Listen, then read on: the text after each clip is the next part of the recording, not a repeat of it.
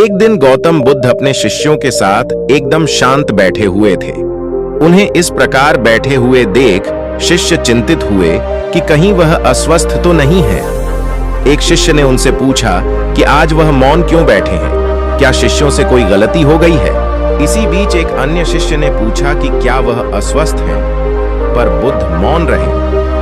तभी कुछ दूर खड़ा व्यक्ति जोर से चिल्लाया, आज मुझे सभा में बैठने की अनुमति क्यों नहीं दी गई है? बुद्ध आंखें बंद करके ध्यान मग्न हो गए। वह व्यक्ति फिर से चिल्लाया, मुझे प्रवेश की अनुमति क्यों नहीं मिली?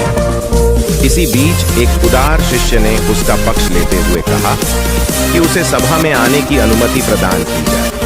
बुद्ध ने आंखें खोलीं और बोले, नहीं, वह अछूत है, उसे आज्ञा नहीं दी जा सकती। यह सुनकर शिष्यों को बड़ा आश्चर्य हुआ। बुद्ध उनके मन का भाव समझ गए और बोले, हाँ, वह अछूत है।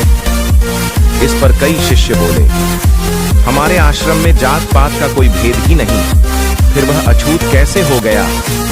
तब बुद्ध ने समझाया, आज वह क्रोधित होकर आया है।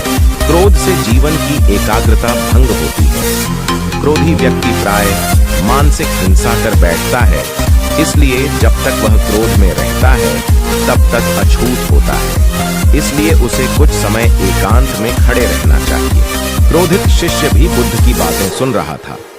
पश्चाताप की अग्नि में तप कर वह समझ चुका था कि अहिंसा ही मनुष्य का महान कर्तव्य व परम धर्म है। वह बुद्ध के चरणों में गिर पड़ा और कभी क्रोध न करने का प्रण लिया। इसलिए हमें क्रोध नहीं करना चाहिए, क्योंकि क्रोध के कारण व्यक्ति अनर्थ कर बैठता है और पश्चाताप उसे बाद में होता है, जिसका कोई लाभ नहीं मिलता। इसलिए हमें क्रोध नहीं करना चाहिए। असल मायने में क्रोधित व्यक्ति अछूत हो जाता है और उसे अकेला छोड़ देना चाहिए।